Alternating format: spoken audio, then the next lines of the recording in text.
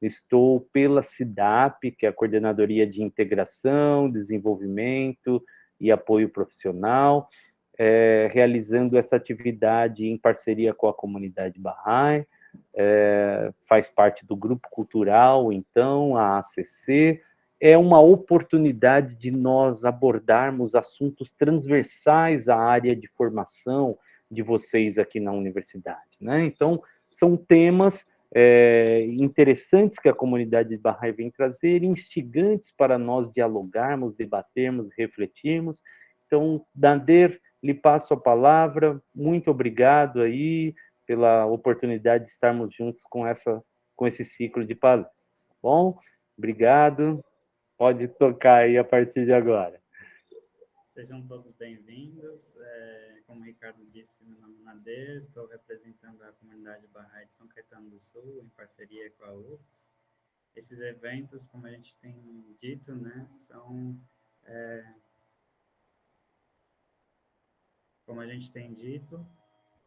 homenagens a Abdu'l-Bahá, que faz 100 anos, né, que ele faleceu.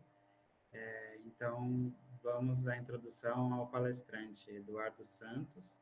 Ele é psicólogo, graduado pela UFPA e pela Universidade Metodista de São Paulo. Ele fez MBA em Gestão de Recursos Humanos pela FEA-USP. Ele dedicou mais de 30 anos à construção de capacidade em indivíduos, organizações e comunidades, com ênfase em educação, juventude, arte e cultura, investimento social e privado e redes corporativas. Coordenou programas de desenvolvimento social na GIF para a UITS também. Ele foi diretor do Escritório de Desenvolvimento Socioeconômico da Comunidade Internacional Bahá'í e atualmente ele é diretor e sócio fundador do Arvorar Desenvolvimento Humano e acompanha crianças, adolescentes, jovens adultos em psicoterapia individual. Então, como o Ricardo disse, a gente vai estar gravando e quem não pôde assistir essa palestra vai estar disponível no nosso canal do YouTube. Eu vou deixar o link no chat para quem quiser entrar em contato, poder ver outros conteúdos. E gostaria de deixar avisado que durante a palestra vão ter momentos de interação. Então, quem puder estar junto com a gente, ficaremos muito felizes. Assim sendo, Eduardo, muito obrigado pela sua vinda. A palavra é sua. Bom encontro a todos. Obrigado, Nader. Boa noite. Boa noite, professor Ricardo. Prazer muito grande de conhecer, estar aqui com vocês, com toda essa turma. Bom ver a sala tão cheia, nessa sala virtual tão cheia de gente. Obrigado, Luca. Boa noite a todos vocês. Interessante que essa pandemia, né, tem aberto possibilidades de integração e conexão. E eu estou aqui, né, de Salvador, e nesse momento estou aí com vocês em São Caetano do Sul. E isso é uma parte boa, uma parte positiva de tudo que a gente está vivenciando, né? São essas oportunidades de encontro, de conexão, de troca, de partilha. Então, fico muito feliz com o convite e muito honrado de poder participar desse ciclo de palestras que a Universidade de São Caetano do Sul está promovendo. Bom, vamos começar. Espero que a gente possa ter um momento aqui, uma noite bem agradável e de troca, né? Assim, eu vou estar trazendo algumas ideias para a gente conversar e espero que a gente possa ter aí uma interação dentro do que esse ambiente virtual nos permite, né? Que a gente possa usar essa ferramenta da melhor maneira possível para se aproximar, para estarmos mais próximos uns dos outros também. Então, eu queria começar logo assim a nossa reflexão hoje à noite fazendo um convite a uma viagem no tempo. Como o Nader falou, né, esse ciclo de palestras, esses temas dessas palestras são em homenagem ao falecimento, ao centenário do falecimento de Abdu'l-Bahá. Né, e a gente está se aproximando mais das ideias de Abdu'l-Bahá. Ideias que ele promoveu no início do século passado, né? Então, vamos fazer uma viagem no tempo. Eu queria convidar vocês a uma sala na Avenida Camões. E com esse nome, Avenida Camões número 4, numa cidade chamada Paris. A data é 26 de outubro, mas o ano é 1911. Eu queria pedir que o professor Ricardo ou o Nader, né, possa passar o próximo slide, e a gente pode ver imagens desse lugar, desse endereço, que a gente possa se transportar para essa sala na Avenida Camões, em Paris, em 26 de outubro de 1911. Só um instantinho, Eduardo. Eu não sei por que não passou o Tranquilo. slide aqui. Só um instante, por favor. Ok.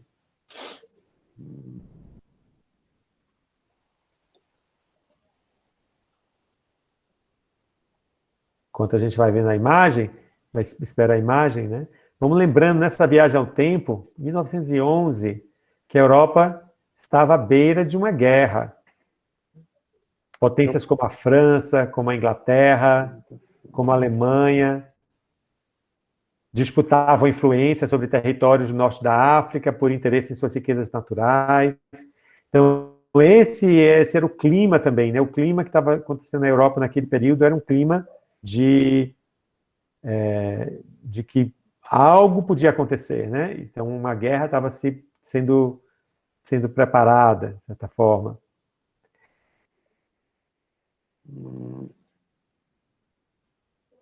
Só um momentinho, Eduardo. Então, hoje, essa apresentaçãozinha aqui me trapaceou.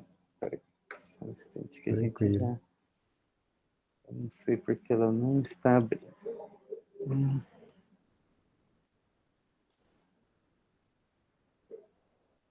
Vamos aqui por uma outra forma.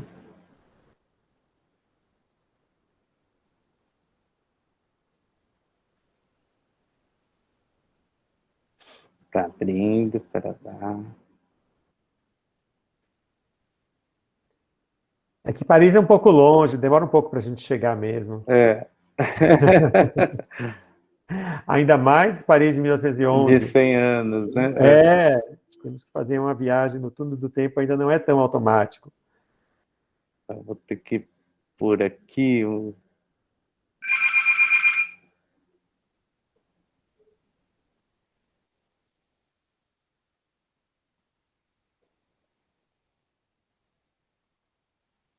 Ok. Então, a gente vê aí, né, essa imagem dessa... Claro que essas fotos são mais recentes, né? Essas fotos não são de 1911, mas o lugar é esse mesmo.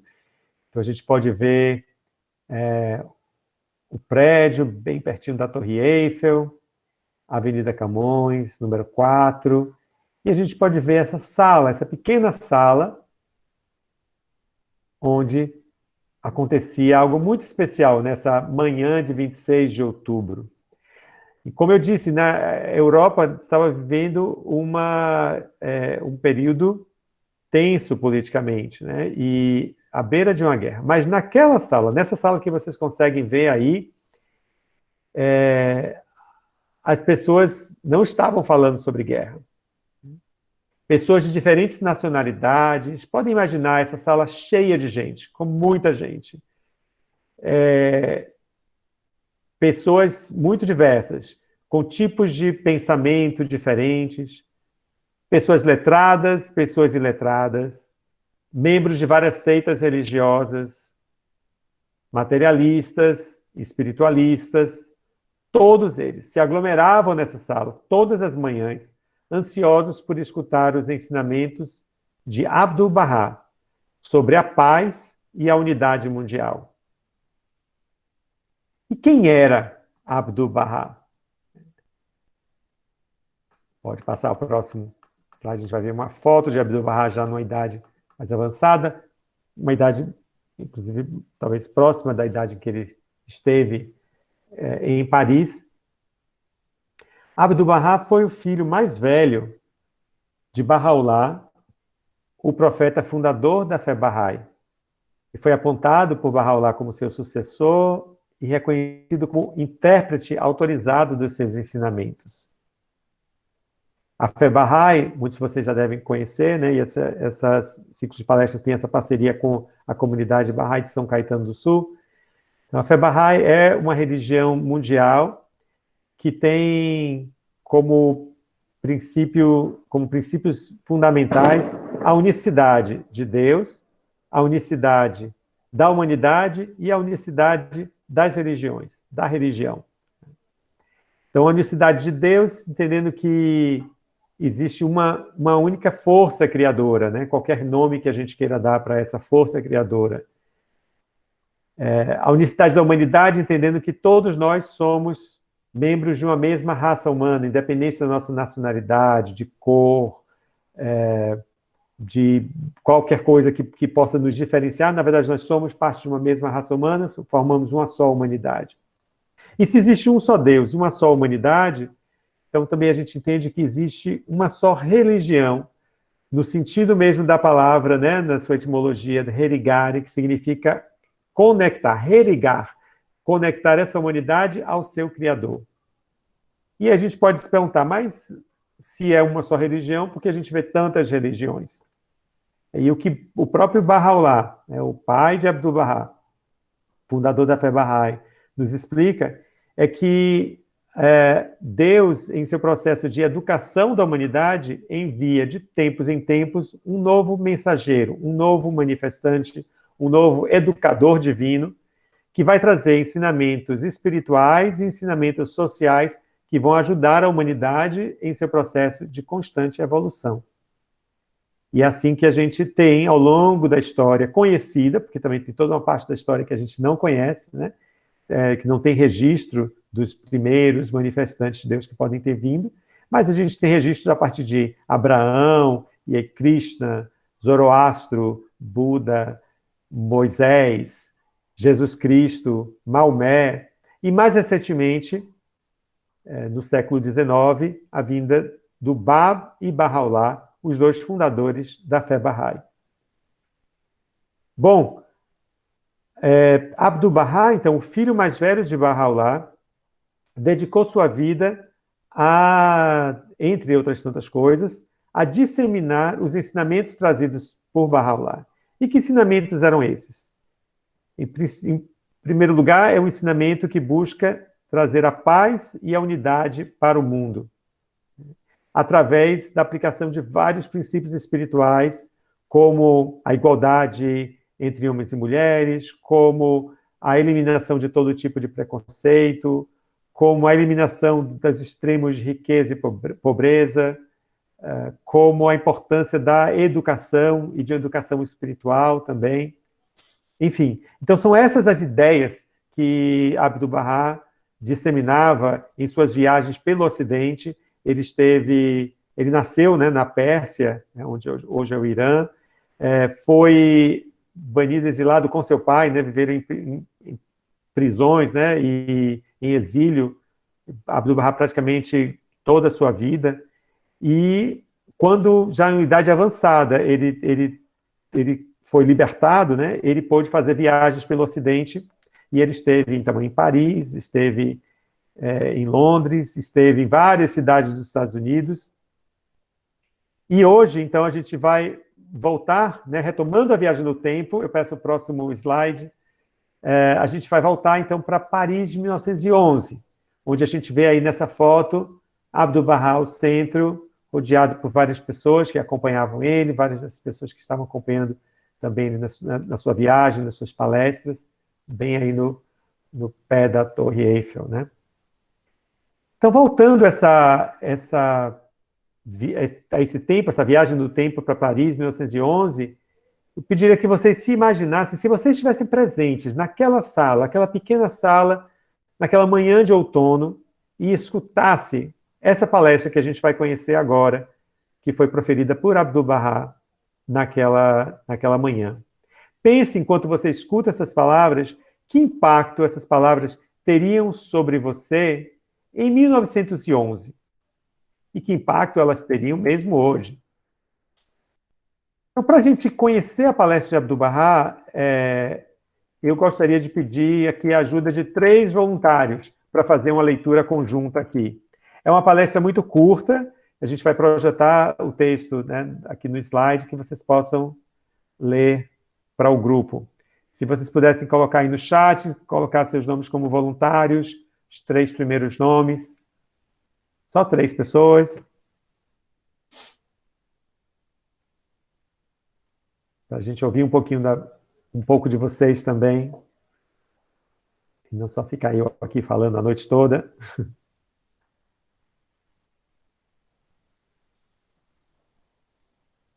Obrigado, Jair. Obrigado.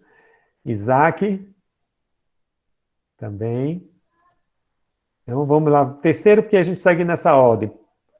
Isaac falou que leria o primeiro, mas pode ser o segundo, Isaac, só para a gente seguir a ordem aí. Jair Fonseca, meu parente, eu também sou Fonseca. Testando, consegue me ouvir? Muito bem. Ok. Ok. Já começo ou espero o terceiro? Vamos esperar o terceiro, porque a gente segue na ordem, né? Cada slide, são 3 slides, a gente segue, cada um lê um slide. Mais uma pessoa, então? Talvez uma voz feminina? Para a gente ter uma diversidade aqui também, nas vozes.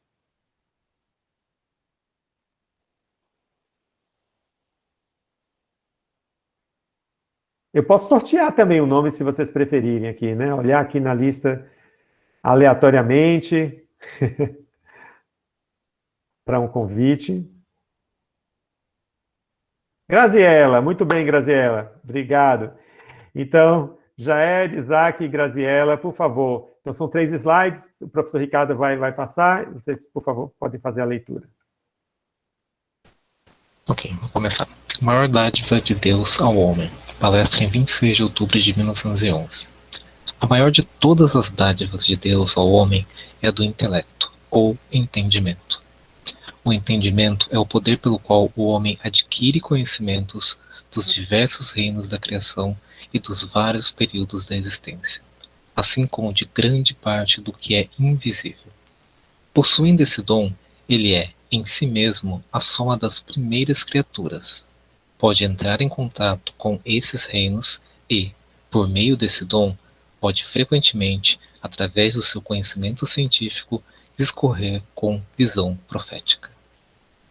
O intelecto é, na verdade, o dom mais precioso concedido ao homem pela generosidade divina. Somente o homem, entre os seres criados, tem esse maravilhoso poder. Toda a criação anterior ao homem está ligada à severa lei da natureza. O grande sol, a multidão de estrelas, os oceanos e os mares, as montanhas, os rios, as árvores e todos os animais grandes ou pequenos, nenhum deles pode fugir da obediência à lei da natureza.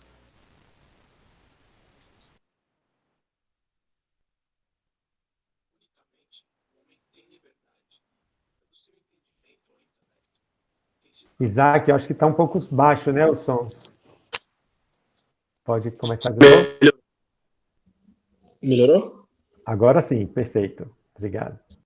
Unicamente o homem tem liberdade e, pelo seu entendimento ou intelecto, tem sido capaz de controlar e adaptar algumas dessas leis naturais às suas próprias necessidades.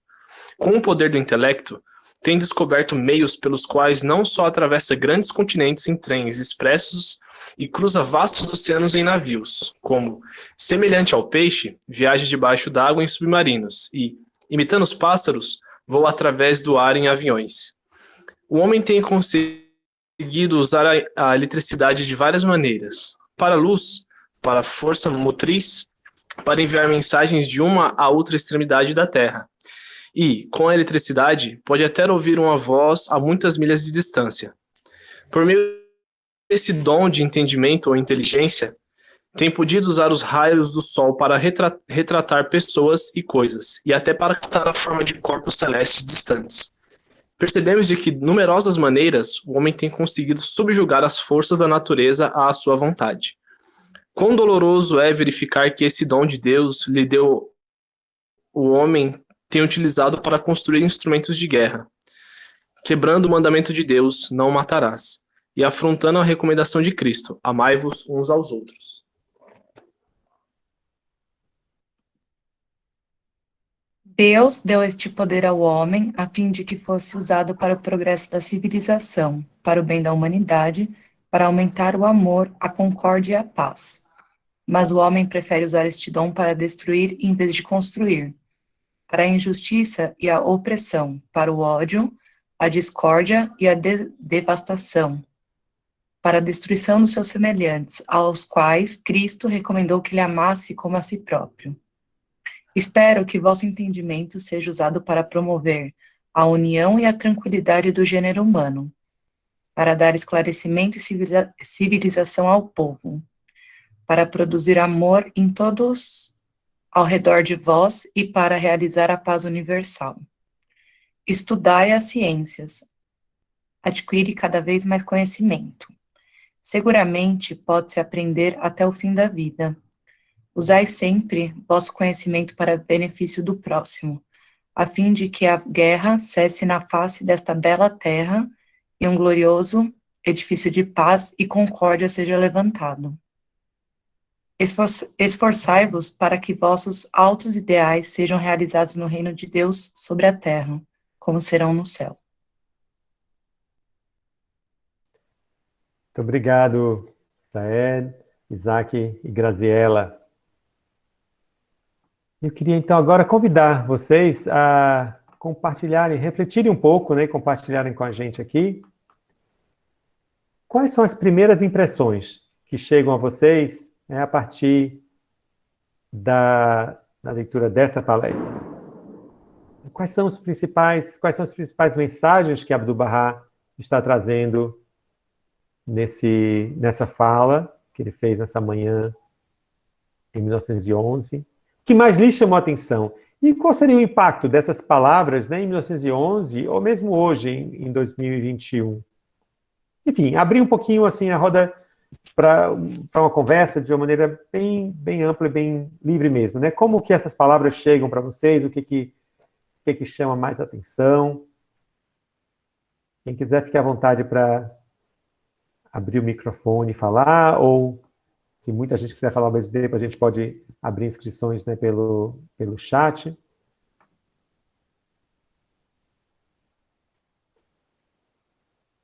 Bom, eu vou começar, Eduardo, já que ninguém fala. Muito bem, Graziela. Eu sempre falo, mas vamos lá. Bom, aparentemente nós não evoluímos muito, né? Acho que devemos prestar atenção nisso, porque o texto, ele disserta sobre assuntos bem, assim, que nós presenciamos, fala sobre a questão da ciência, fala sobre a questão do benefício ao próximo, enfim. Então, eu vejo também a questão da injustiça, opressão, ódio bem presente. Eu, sinceramente, acho que é para nós pensarmos, né? Porque é de 1911 esse texto, nós estamos em 2021. Então, né? Enfim, é o que eu achei. Toledo, fala aí, você é meu parceiro de sala, fala alguma coisa. Eu escrevi. Eu sou tímida, não gosto de falar, você sabe. Mas o que chamou atenção realmente é que nós, como seres humanos, a gente somos os únicos seres com conhecimento, com uma capacidade de quebrar essas leis da natureza como um todo, mas nem sempre a gente usa isso da melhor forma possível. Então, acho que tem uma responsabilidade grande nossa para fazer o bom uso dessa dádiva, desse presente, dessa possibilidade que não são todos os animais, a gente não deixa de ser um animal também, mas não são todos os animais que têm essa possibilidade de controle da natureza como a gente tem, né? Essa capacidade de poder controlar, de poder modificar o seu meio ambiente. Perfeito, obrigado, Graziela. É isso mesmo, né? Assim, como você disse, nós somos nessa cadeia da evolução, né, das espécies, né, da vida no planeta. Inclusive, nós somos de um outro reino, né? A gente tem muita semelhança com o reino animal, mas somos no reino humano, que justamente por essa característica, né, do intelecto, por essa capacidade do pensamento, né? Isso já é o que nos diferencia, né? Mais alguém escreveu aqui também, antes, a Emanuela, né, escreveu aqui que Deus dá o dom ao ser humano para promover a paz, o amor, mas parece que a discórdia está sempre interferindo e causando a guerra. A Estela também escreveu aqui que possamos adquirir a paz universal através das dádivas que Deus nos oferece. Acredito que é muito difícil alcançar a paz universal. Então, vocês estão trazendo esses pontos, né, que assim, sobre esse momento que a gente está, que a gente não está tão distante, né, de 1911, a gente ainda está nesse processo evolutivo de entender a importância e o caminho para o estabelecimento dessa paz, né, que era o que Abdu'l-Bahá já estava trazendo em suas palestras. Por favor, quem é... Eduardo Ivan pediu a palavra. Pois não, Ivan.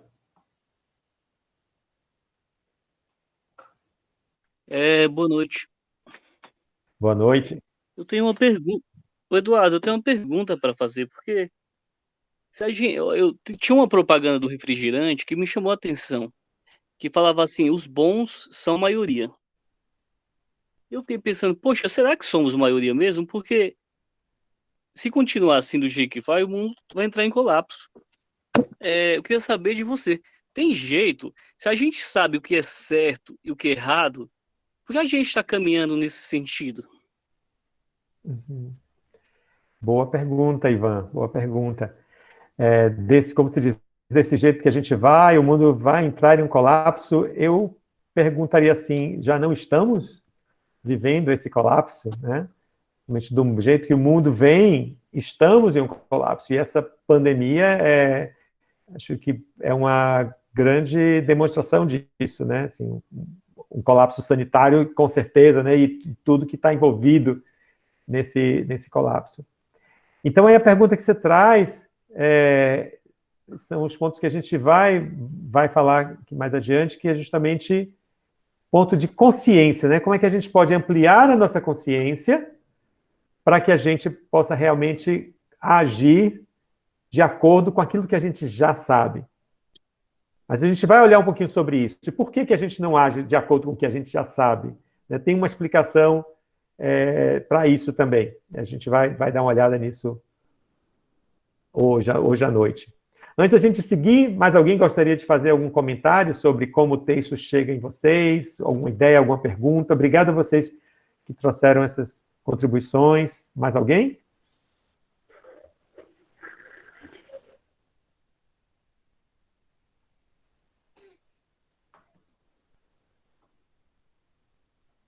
Então seguimos. Mas, por favor, fiquem à vontade, tá? Em qualquer momento vocês queiram também interromper para trazer uma pergunta ou um comentário, podem levantar a mão, e aí eu peço a ajuda do professor Ricardo, na D, para estar atento, né, se alguém levanta a mão, que eu não estou vendo isso todo o tempo. Então, eu queria compartilhar aqui com vocês 3 ou 4 pontos, né, dessa palestra que me chamam a atenção.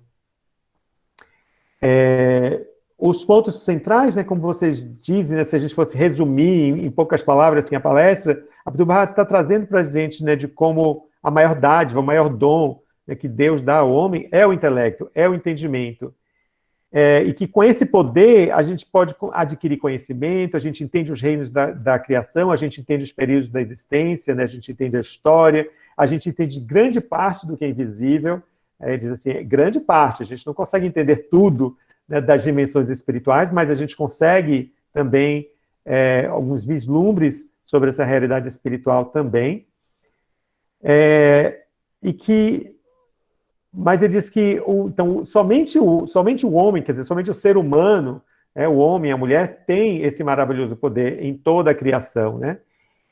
E isso nos permite nos libertar das limitações da natureza, como vocês também comentaram, e nos permite todas as invenções, né? Abdu'l-Bahá menciona de maneira tão bonita, né, e poética, assim, como o pássaro, ele alça voo, né? Como o peixe, ele consegue atravessar o oceano, como a gente como ser humano, pode romper mesmo as limitações da natureza, né? E ir para o espaço, e todos os avanços que a gente vê cada vez mais hoje em dia também, né, com os avanços da tecnologia, da comunicação, da ciência. Então, tudo isso é maravilhoso. Mas é também doloroso verificar como o homem tem utilizado esse mesmo dom também para a guerra, né, também para a destruição, também para a disseminação do ódio, então para toda uma coisa que não leva ao avanço da civilização, mas ao contrário, né? E que o propósito dessa dádiva é o propósito de levar o bem da humanidade, aumentar o amor, a concórdia, a paz. Enfim. Então vamos agora, quando Abdu'l-Bahá fala, né, uma das coisas que ele diz, nessa palestra, ele fala de que o homem é a soma das primeiras criaturas. E isso me fez lembrar, quando eu li essa palestra, da teoria do quarto cérebro. E aí sim, vem esse próximo slide. Esse slide traz uma imagem do cérebro trino de MacLean. Nos anos 1970, o neurocientista Paul MacLean desenvolveu uma teoria conhecida como a teoria do cérebro trino, onde ele argumenta que os seres humanos têm o cérebro dividido em 3 unidades funcionais distintas. Cada uma dessas unidades representa um extrato evolutivo do sistema nervoso dos vertebrados. Então, é muito interessante, é como se a gente guardasse na própria fisiologia humana o caminho, né, o caminho de evolução do sistema nervoso, né, na vida do planeta. Segundo essa teoria de MacLean, o cérebro é composto por 3 sistemas interdependentes, mas porém distintos. O cérebro reptiliano, vocês veem aí nessa imagem, o sistema límbico e o cérebro neocórtex. Vamos entender um pouquinho sobre o funcionamento de cada parte do nosso cérebro. O cérebro reptiliano, e a gente pode ir para o próximo slide, é o primeiro nível de organização cerebral. E ele é capaz de promover reflexos simples, que ocorrem também em répteis, e por isso ele tem esse nome de reptiliano. Ele é conhecido como cérebro instintivo. E ele tem como característica a garantia da sobrevivência. Ele é muito importante para a sobrevivência, né? Ele é responsável também pela regulação das funções e sensações primárias, como a fome, a sede, o sono. No entanto, o que a gente também vê do cérebro reptiliano, como ele tem sido mais utilizado, né, na humanidade, né, por nós, esse cérebro instintivo, né, que ele reage e tem aquela reação em um momento considerado como perigo, ele vai ter uma reação de ataque ou fuga. E muitas vezes nós ainda estamos muito condicionados por esse tipo de reação. Quer pensar um exemplo clássico do cérebro reptiliano em ação? É pensar no trânsito. E quem entre nós que dirige vai entender muito bem o que eu estou falando, porque mesmo entre nós, eu tenho certeza que deve ter acontecido com vocês também, já aconteceu comigo, de quando alguém me dá uma cortada no trânsito, vem aquele instinto de assim, eu vou revidar, agora eu vou lá atrás também, né, ou alguma coisa assim, né? É esse instinto do reptiliano, né? Essa reação, muitas vezes de agressividade, de ódio, que vem de uma maneira que você nem espera, né? Então, esse é o cérebro reptiliano. Vamos entender cada um e depois a gente volta e comenta sobre os 3. Se ficou alguma dúvida, vocês podem abrir o microfone e perguntar. O cérebro límbico já é uma estrutura do sistema nervoso que só veio aparecer já com o advento dos mamíferos. E é o segundo nível funcional do sistema nervoso, responsável por controlar o comportamento emocional dos indivíduos. A gente vê que é a partir dos mamíferos que você tem já um senso de reconhecimento do outro, né? Um réptil não reconhece um outro, uma lagartixa que olha para outra, um jacaré, não reconhece. Né? Não tem uma tartaruga. Quem tem aqui que já teve um animal de estimação, uma tartaruga? Você não consegue ter uma relação com a sua tartaruga como você consegue ter com o seu gato, com o seu cachorro, com o seu macaco, enfim, né? Então, os mamíferos têm essa outra qualidade que vem do cérebro límbico, que é da relação com o outro, e aí, no caso do ser humano, o sistema límbico é responsável pelo todo o nosso comportamento emocional. E o terceiro o terceiro nível, né, assim, do cérebro trino, que é o neocórtex, ou cérebro racional, que é justamente a dimensão do cérebro que só o ser humano tem, né, que você não encontra nas outras espécies do sistema evolutivo, né? Ele é responsável pela elaboração do pensamento, do planejamento, pelos 5 sentidos, pela sensação de dor, de temperatura, de pressão. Está relacionado com a lógica matemática, com o processamento da memória. Então, é o que nos diferencia dos demais animais, permitindo o desenvolvimento do pensamento abstrato. Agora, o interessante é que não para por aí. Se parasse por aqui, já estava bem interessante, né? Pensar assim, se o homem tem um neocórtex, a gente pode pensar por que ele reage tanto ainda controlado pelo reptiliano. Já temos aqui muita possibilidade de pensamento que deveria nos levar a um outro comportamento.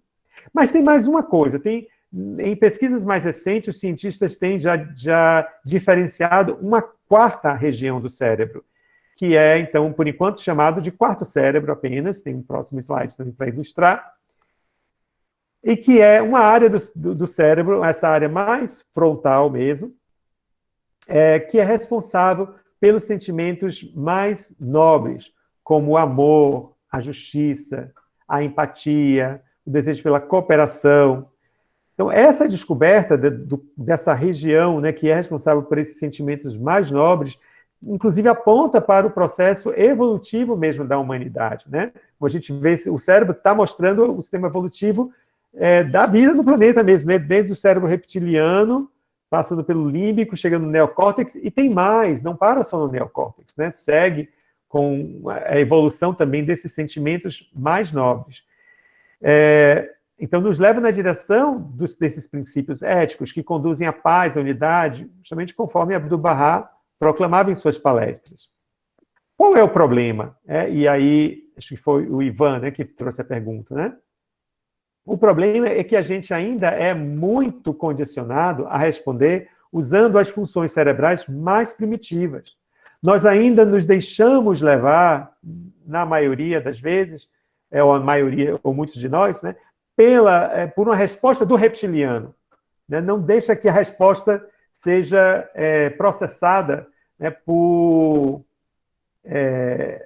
esses níveis mais sofisticados do nosso cérebro, né? Ou quando vai para o límbico, para o emocional, muitas vezes ainda é também de uma forma imatura do uso das emoções, né? E a gente vê toda a discussão que a gente vê na sociedade hoje em dia, né, sobre a importância de desenvolvimento das habilidades socioemocionais, da gente entender nossas emoções, da gente poder trabalhar nossas emoções e poder processá-las, né, de uma maneira mais saudável, né? Integrar as emoções não quer dizer negar as emoções, nem controlar, né? A gente precisa, todas as emoções são importantes, né? O ódio, a raiva, ela também tem seu lugar, né? Ela é parte, né? Parte das nossas emoções, então ela é normal, mas como eu uso essa força, como eu canalizo essa emoção, ou a tristeza, ou a alegria, ou o medo, né? Todas as emoções são importantes, então a gente ainda está se desenvolvendo emocionalmente. Também, mesmo o uso do neocórtex, ele pode, às vezes, ser usado de uma forma também incompleta ou imatura, quando a gente usa para um raciocínio frio, um raciocínio egocêntrico, um raciocínio que desconsidera o outro, e quanto que a gente vê na nossa sociedade que é tão regida pelo mental. Muitas vezes esse mental é só nesse nível assim, muito seco mesmo, né? Então, o mental é o que propaga, por exemplo, o lucro a qualquer custo, né? O progresso a qualquer custo, sem levar em consideração as vidas humanas, sem levar em consideração a devastação da natureza, sem levar em consideração tantos aspectos, né? E tem uma visão assim, muito estreita. Então, mesmo o neocórtex, ele também precisa ser evoluído. E aí vem justamente essas funções do quarto cérebro, que são as funções... esse despertar do quarto cérebro é o que vai trazer um uso, o que traz um uso, não vai trazer, né? Traz em todos nós vivenciamos isso também, né? Um uso adequado do neocórtex, um uso adequado do sistema límbico, um uso adequado do reptiliano, que também é necessário. E aí vem, então, essa pergunta, não sei se isso ajuda, né, Ivan, a responder, a entender, assim, por que que se a gente sabe que, às vezes, no mental, mas eu estou muito condicionado ainda no uso do reptiliano, por exemplo, né? Então, por que que a gente insiste nesses comportamentos?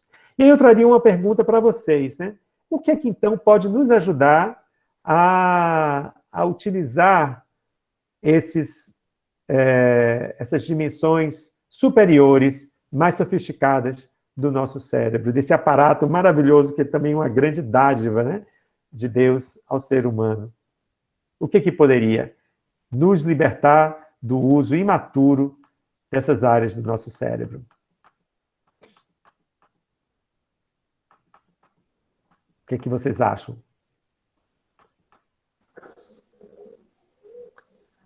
Eu creio que a gente pode pensar em dois pontos, né, que temos que trabalhar. Tanto a nossa ação como a nossa reação. Eu acho que quando a gente age, a gente tem um uso de uma forma do cérebro de, puxa, eu estou pensando no que eu estou fazendo, né? Eu posso falar assim, olha, eu vou, hoje, um exemplo, eu vou querer ser igual a Jesus. E eu vou querer fazer as coisas como ele fazia. Então, eu estou numa parte de consciência que eu estou trabalhando e eu estou pensando no que eu estou fazendo. Mas, quando eu preciso reagir, é muito mais difícil eu reagir de uma forma como se eu estivesse sendo alguém ou querendo melhorar. Eu vou reagir sendo quem eu sou, né? Então, é muito fácil eu pensar em agir como Cristo e tentar agir, e é muito mais difícil eu reagir como ele. Então, eu creio que na ação a gente usa um tipo do cérebro mais evoluído, e na reação a gente tende a puxar mais para o reptiliano. Então, quando eu tenho a consciência de que o outro vem em primeiro lugar, para que o mundo possa evoluir, às vezes eu tenho que perder para que o outro tenha que ganhar, eu tenho que olhar não para mim, mas para o próximo.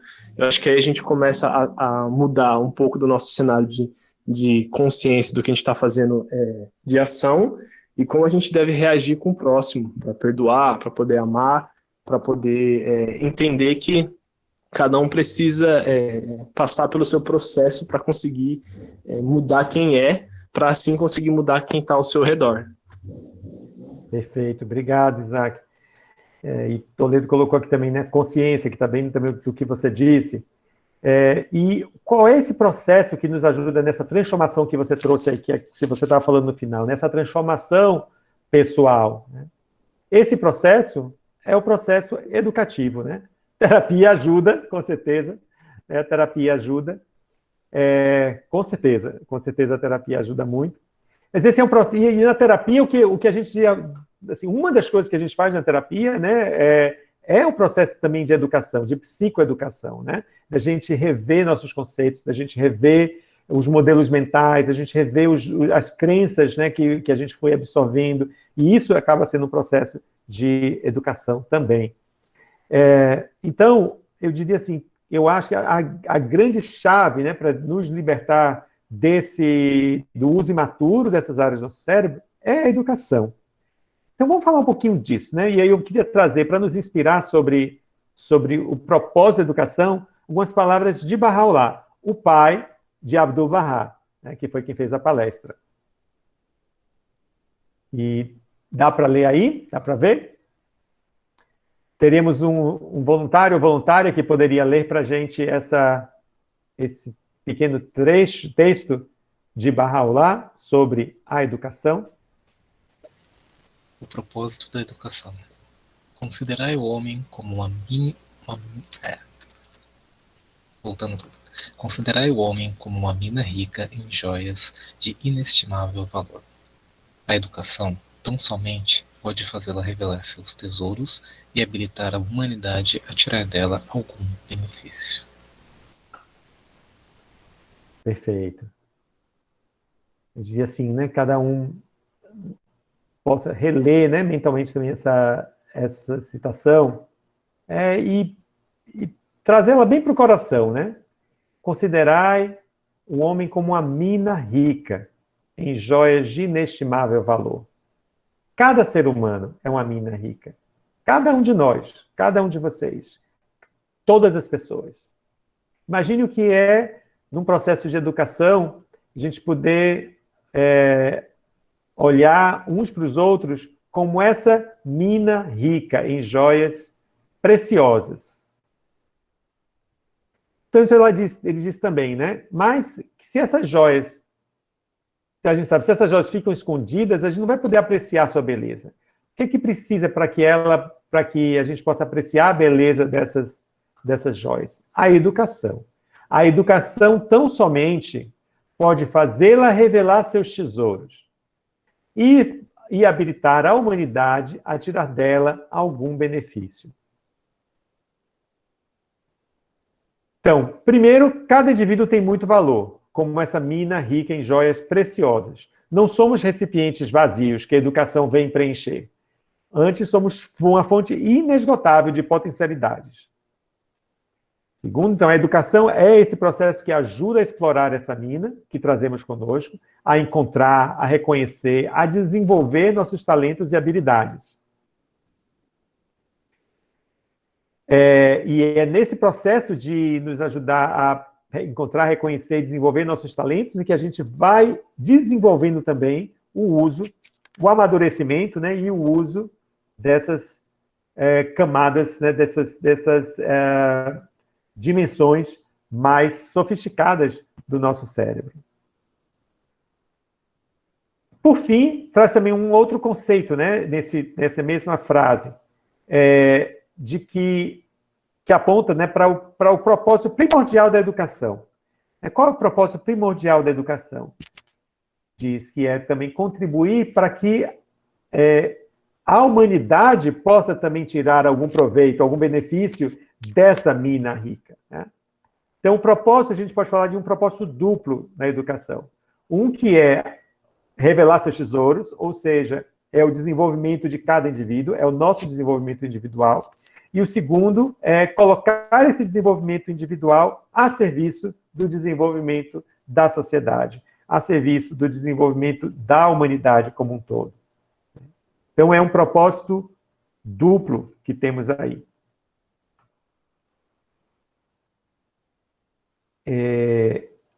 E aí, eu estou um pouquinho agora olhando aqui o tempo, né, começa a preocupar um pouquinho, né, da gente seguir um pouco com as ideias que eu gostaria de compartilhar com vocês essa noite. Eu vou correr um pouquinho aqui agora, mas eu vi que alguém escreveu alguma coisa aqui.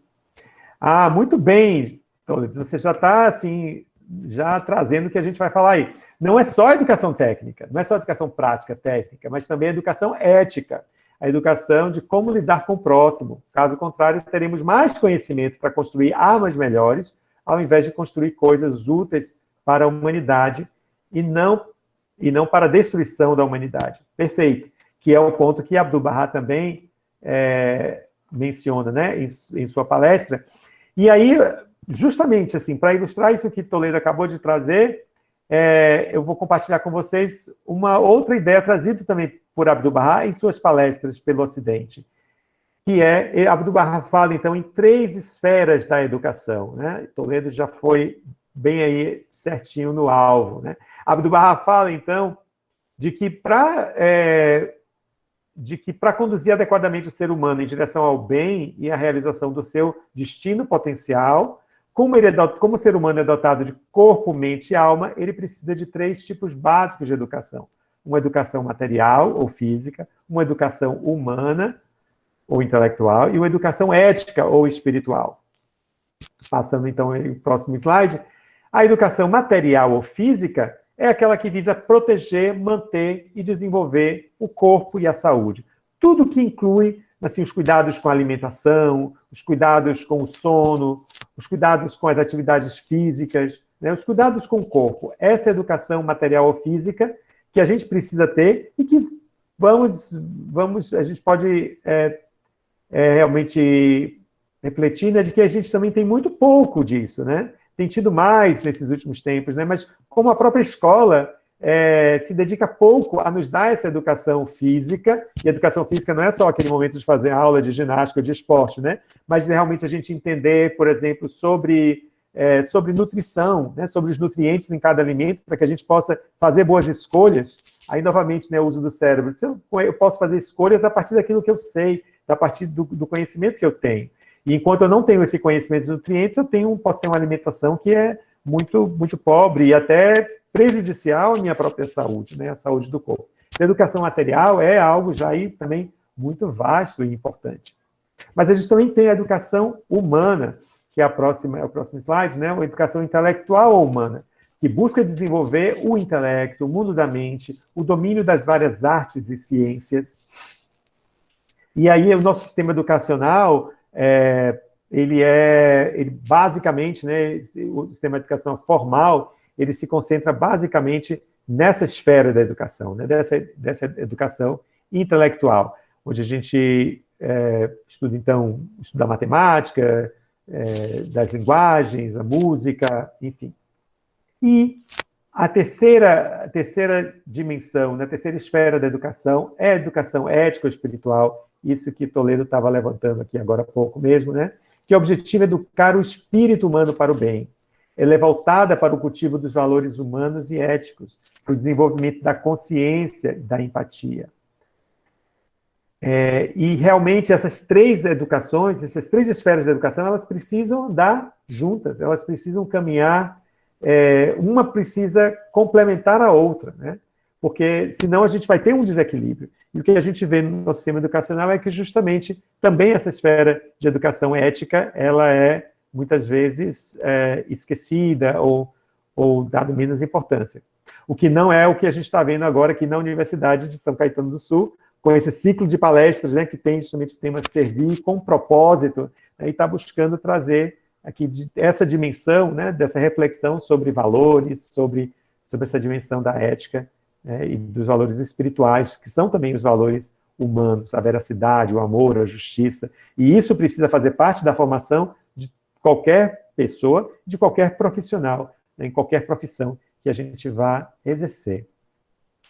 E aí eu gostaria, então, de a partir dessas reflexões aqui, trazer uma reflexão para vocês, né? Que é o próximo slide, professor. Que é pedir um pouquinho que vocês pensem, né, no processo educacional de cada um de vocês, incluindo os espaços formais e informais de educação. É importante pensar nisso também, para a gente lembrar que a educação não é só o que eu recebo na escola ou na universidade, né? A educação está em todos os âmbitos da vida. Eu recebo educação na família, eu recebo educação dos cursos livres que eu faço, eu recebo educação com os meus amigos, com as pessoas com quem eu amo, enfim. São os processos informais também de educação, dos grupos religiosos, né? Enfim. Então, cada um de vocês reflita sobre como esses espaços contribuíram para a sua formação em cada uma dessas esferas, da esfera material, intelectual e ética.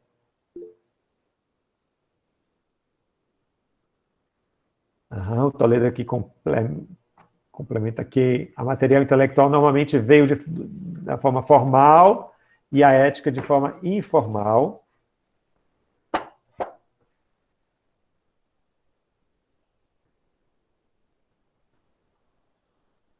Mas alguém gostaria de trazer um pouco de sua reflexão sobre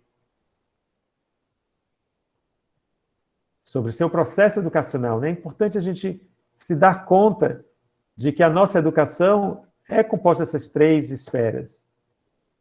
E aí, se eu vejo que em minha educação formal, por exemplo, então que o curso que eu faço, ele tem uma ênfase maior na educação material e intelectual, como que eu posso buscar complementar a minha educação com essa dimensão também ética e espiritual, né? Onde eu posso buscar essa educação, né, para que eu possa ter uma educação mais integral.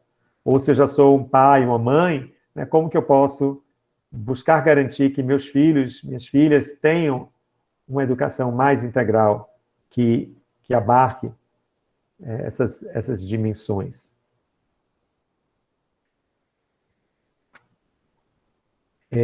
Com isso, eu trago uma última ideia que eu queria compartilhar com vocês hoje.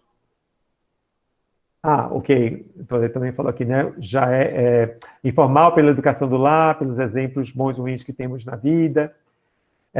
Professor, eu vou pedir para tirar o slide nesse momento, a gente não vai chegar nesse slide agora, talvez, mas uma última palavra, assim, que é com relação ao nosso protagonismo no processo educacional. Né? Eu acho que esse que é o convite que eu acho que Abdu'l-Bahá nos faz também, né, com essa palestra. Né? Ele diz, na palestra, retomando aqui, né, do livro, ele diz: espero que vosso entendimento seja usado para promover a união e a tranquilidade do gênero humano, para dar esclarecimento e civilização ao povo, para produzir amor em todos ao redor de vós e para realizar a paz universal. Então, como é que nós podemos, tendo esse conhecimento, nos tornarmos cada vez mais protagonistas em nosso próprio processo de educação?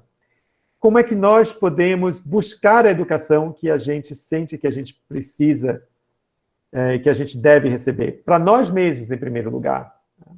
Como que eu desenvolvo esse protagonismo? Como que eu desenvolvo essa motivação? Eu sinto, inclusive, que esse processo de pandemia e as aulas EAD, né, que tem, enfim, tem sido a forma como as escolas e universidades têm conseguido funcionar, né, e pegou todo mundo de surpresa, tanto os professores, né, como os alunos, e está sendo uma difícil adaptação para todo mundo, adaptar um sistema EAD, ou às vezes híbrido, enfim. Mas eu vejo que tem uma grande riqueza, uma grande oportunidade também nesse desafio que a gente está enfrentando em educação, que é a oportunidade de que os alunos possam assumir, de uma vez por todas, as rédeas da própria educação. Porque no sistema EAD, ou o aluno ele é protagonista, ele é aquele que busca aprender, que busca o conhecimento, ou ele vai ficar para trás, né? O sistema EAD não vai chegar até ele, não vai conseguir formar ele se ele não demonstrar se ele não despertar nele mesmo essa motivação, esse interesse e esse protagonismo, né? Então, isso é uma grande oportunidade. E aí, pensando nessas ideias que a gente trouxe aqui, desses 3 esferas da educação, que também são esferas da nossa vida também, um convite também seria para pensar como é que a minha vida está estruturada hoje em dia, né? Quanto da minha vida eu dedico para a dimensão física, que é importante, né? Do sono, como que eu estou cuidando da minha alimentação, do meu sono, do meu corpo, né? Com atividades físicas, mantendo a saúde, especialmente também no momento de pandemia. Essa é a melhor vacina, é manter o nosso sistema imunológico saudável, né? E aí, para isso, não é remédio, né? É uma vida saudável, a alimentação, é o sono, é a atividade física que vai manter o nosso sistema nervoso, o sistema imunológico bem ativo e bem forte. Mas também a dimensão emocional, a dimensão mental, intelectual e a dimensão espiritual. Quanto tempo da minha vida, se eu pegar minha agenda, minha semana e eu olhar todas as atividades a que eu me dedico, né? E eu poder tentar categorizar um pouquinho, só para ter uma visão, né? Claro que essas coisas não são assim, estanques, né? Todas as coisas estão juntas. Mas se eu pensar assim, quanto tempo da minha semana eu dedico para atividades que nutrem mais a minha dimensão espiritual? Seja no movimento religioso, movimento espiritualista, seja no meu contato com a natureza. Quanto tempo da minha semana eu dedico para atividades que fortalecem o meu mental? Quanto tempo eu dedico para atividades que nutrem o meu emocional? E com isso a gente está trabalhando essas várias esferas da educação e as várias esferas do cérebro também. Eu queria abrir aqui mais, né, mesmo para outros comentários e perguntas. Vou ler aqui, tem algumas coisas já, alguns comentários no chat, né? Vamos ver aqui. O Toledo continuou escrevendo: como pai, apresentar os conceitos básicos de certo e errado para que os filhos possam saber o que decidir quando não estiver lá para aconselhar. Certeza. O Nader trouxe: a ética pode vir das crenças, dos valores de uma linha religiosa, isso, da espiritualidade. A Emanuela compartilhou que a família tem uma base muito fundamental na formação da criança e do adolescente, com certeza. É através da família que temos o primeiro contato com o mundo, transmitir os valores sempre de uma forma respeitosa, para que quem recebe a mensagem possa agregar na sua vida. Eu concordo 100% com a Manuela. a família é essencial para definir os primeiros passos. Ela, a família, que de certa forma coloca as sementes das crenças e valores que o Nader mencionou, que podem ou não ser trabalhados, refinados através de uma religião, com certeza. Muito bem, então, gente, agradeço muito a oportunidade de estar aqui com vocês. Queria abrir, eu sei que temos alguns minutos ainda, né, para comentários, que a gente possa explorar um pouco mais esses temas. Nós podemos ir até às 7h20, tá, Eduardo? Então, tranquilo. Aí tem tempo para...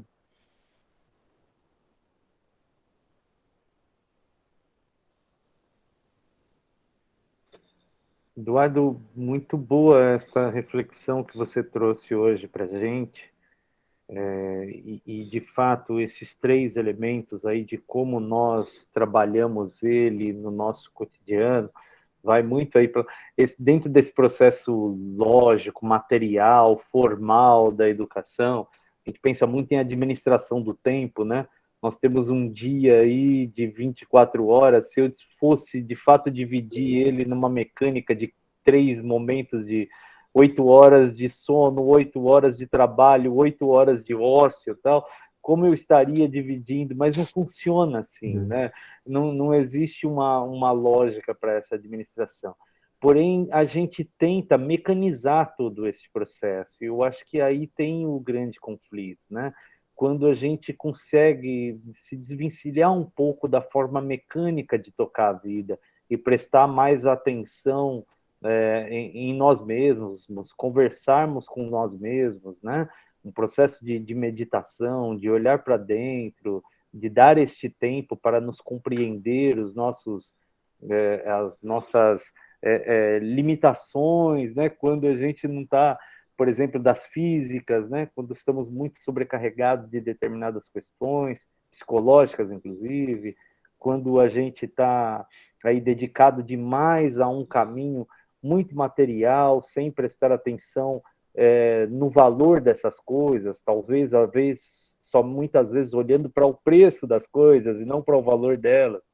Enfim, então essa reflexão é muito boa, traz essa dimensão muito ampla para a gente. Então eu te agradeço bastante. O pessoal está colocando mais coisas aí bem bacana, Eduardo. A Emanuela fez mais um comentário aí para ti. Sim, estou lendo aqui.